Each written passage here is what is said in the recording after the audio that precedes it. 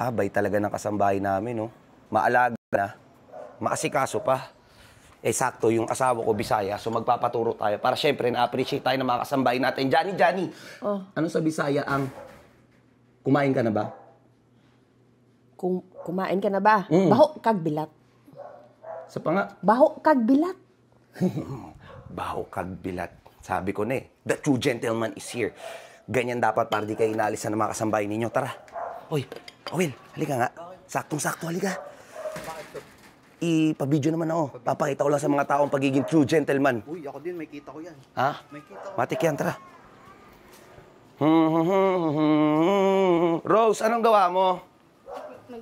Naglinis lang po. Naglinis? Tawag dito, nagluto na kasi ako doon.